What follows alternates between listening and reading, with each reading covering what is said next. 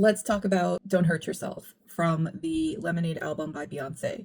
Now, I know that this album is like 9 years old at this point. The reason I said in my first video talking about the discography of Beyonce, that I'm reticent to make these videos is because I truly believe that Beyonce had an intention for the messaging. The reason it was so layered, the messaging in this album and the visuals for the album was because she wanted people to hear it, yes, and make a great album, but she wanted the messaging to be for specific, people. She wanted the people in her community to pick up on this messaging, and it wasn't for everyone. So I've been reticent to talk about Lemonade and the underlying messaging. But at this point, it's been 9 years, and I feel like, okay, I'm kind of justifying it to myself by saying that. And I'm also saying that this is coming from a place of great reverence for this album specifically, because I feel the lessons that are to be taken from this album are lessons that can help other communities aside from the Black community.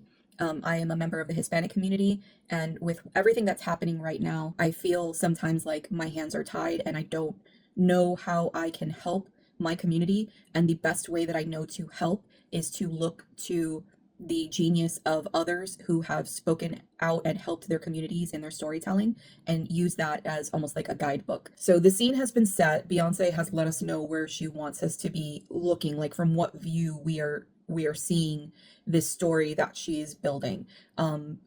There's themes of spirituality. The scene set in Hold Up is in Louisiana. She's telling us that she wants us to kind of go to a more esoteric place. She wants us to look through the lens of transformation and healing that comes from deeply rooted belief system. So that's kind of where we have to continue on through the rest of this album. We're back from time traveling. We are in present time in Don't Hurt Yourself. The scene opens in the visuals. There's water dripping on concrete. You walk through and it's a kind of a black and white scene. You're in a garage. We're in an underground garage, and I think that the message here is that Beyonce is saying that this is a belief that she is deeply, deeply rooted in. She is grounded in what she is about to say. She is standing on the firmest ground that she can find. And she says, "Don't hurt yourself" a couple of times, and then she looks deadpan at the camera and she says, "Who the fuck do you think I am?" Now, this is a very aggressive, very there's no room for interpretation here. She's pissed, and what she's doing here is she's exposed that there is a problem, and she knows that she has to break down some walls, and the only way she's going to be able to break down these walls is to let the person on the other side, Jay, see that he has walls. And sometimes when a man's ego is so great, it's really difficult to get them to see that they even have these walls built up, that they're even committing wrong acts or they're doing something wrong. And the only way to do that is you have to be more aggressive than they are and kind of sit them down, almost mommy style, and be like, "Who the fuck are you talking to right now?" You kind of have to overpower that man in that moment. "You ain't married to no average bitch, boy. You can watch my fat ass twist, boy, as I bounce to the next dick, boy." What B is doing here, she is very sternly and aggressively confronting Jay and saying, enough is enough. I don't know why you think that it's my responsibility to take your abuse and your gaslighting or whatever it is that has brought her to this point. So then Beyonce in the video cuts to a clip, a quote from Malcolm X, and there's video cuts of different Black women. And it's a quote from Malcolm X that says, "The most disrespected person in America is the Black woman. The most unprotected person in America is the Black woman. The most neglected person in America is the Black woman."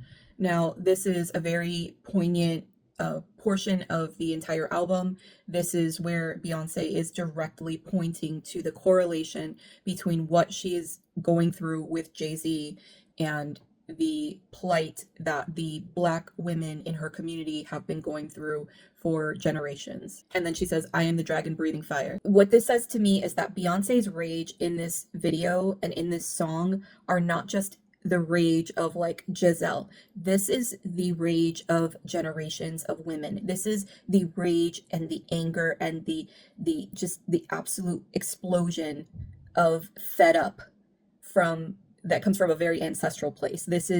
She's carrying the weight of all of this and now unleashing it on Jay, on the viewer, on our country, on everyone. "I'm not broken, I'm not crying." She's saying that we've had enough enough is enough. We're not going to take this abuse anymore. And I don't know who you think you are, but I know who I am, and you need to pay attention. Blindly in love, I fucks with you until I realize I'm just too much for you. I'm just too much for you.